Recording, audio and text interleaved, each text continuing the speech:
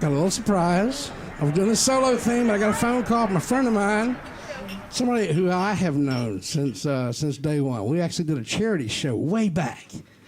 And this little girl got up, man, and she sang this song, and I was like, holy crap, who's that? And I went back to meet her, and she asked me for my autograph, and I was like, I wanted your autograph. So she called and asked to do this. And ladies and gentlemen, would you please put your hands together for Taylor Swift?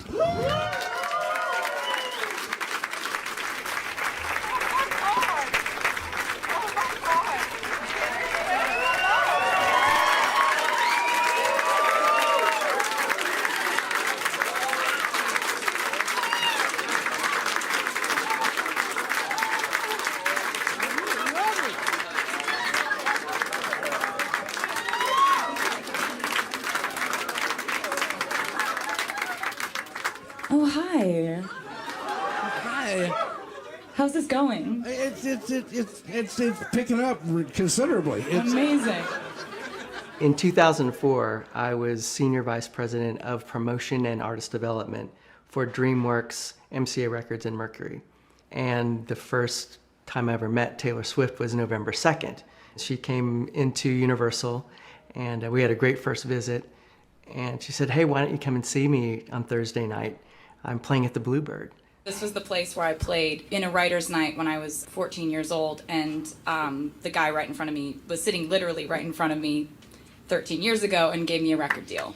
At that time in my career, I was already putting together pretty big ideas to start my own label. Scott watched me do a writer's night at the Bluebird Cafe and said, I'm starting my own record label.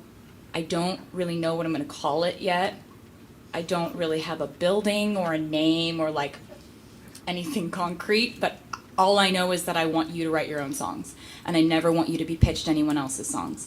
I don't want you to ever feel like there would be any pressure on you to record anyone else's music. You need to be writing your own music. That's what you want to do. That's what I want to. And so that was the most amazing offer that somebody could give to an 8th grader at Hendersonville High School. Unbeknownst to me at the time, she had a artist development deal, and she decided to leave because she didn't feel they believed in her songs. With Taylor, the songs were the most important thing to me from the beginning. When I first moved to Nashville, and even before that, I would come here and I would think that this was such a rare opportunity to see people who have written these songs in rooms up and down Music Row. But when I would play writers' nights in the round, I was playing songs that I knew I was going to be putting out and hopefully, like praying people would one day hear on the radio. I didn't have the experience of a writer writing something and then it going out into the world and you hearing it from someone else's voice and someone else's perspective and them putting their own spin on it until Little Big Town heard a song that I had written, and they gave me that opportunity to feel that way and to be at the Bluebird and sing a song that you have maybe heard on the radio that I'd written by myself. And this is a song called Better Man.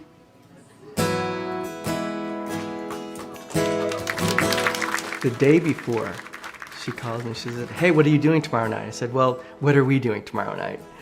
And that's when she said, hey, I'm gonna go back to the Bluebird. I know I'm probably better off on my own and loving a man who didn't know what he had when he had it. And I see the permanent damage you did to me. Never again, I just wish I could forget when it was magic. You know, it was just one of those magical nights. We came walking in, and I actually ended up sitting in the exact same chair as I did on November 4th, 2004.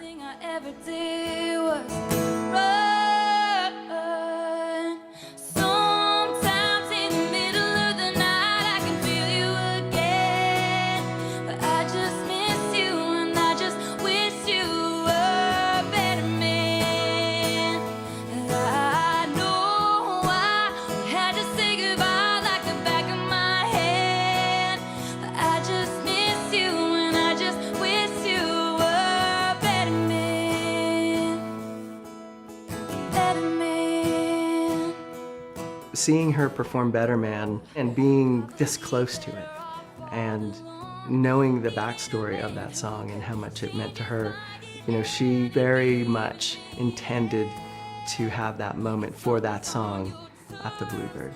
Reading on every careless word, hoping they might turn sweet again, like it was in the beginning. But your jealousy, I can hear it now talking down to me, like I always be around to smile love away, like it's some kind of loaded gun.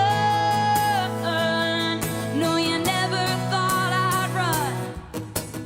Sometimes in the middle of the night I can feel you again, but I just miss you and I just wish you were a better man.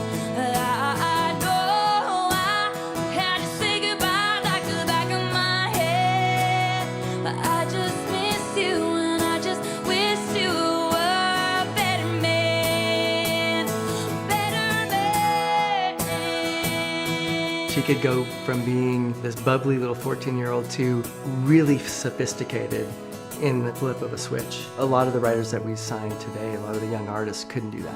I hold on to this pride because these days it's all I have, and I gave to you my best, and we both know you can't say that.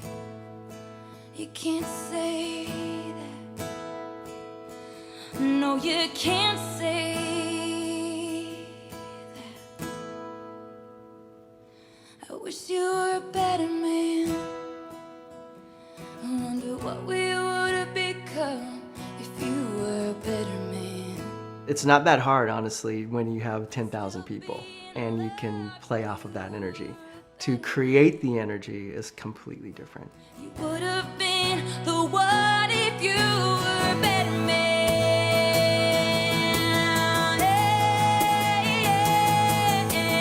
Sometimes in the middle of the night I can feel you again, but I just miss you and I just wish you were a better man.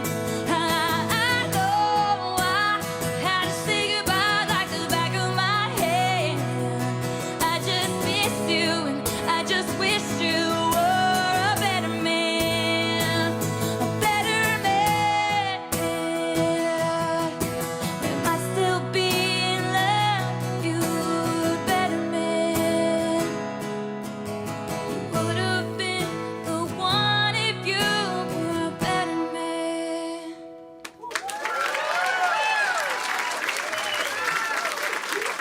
Nate. That is a good song. That is a good song. Thanks.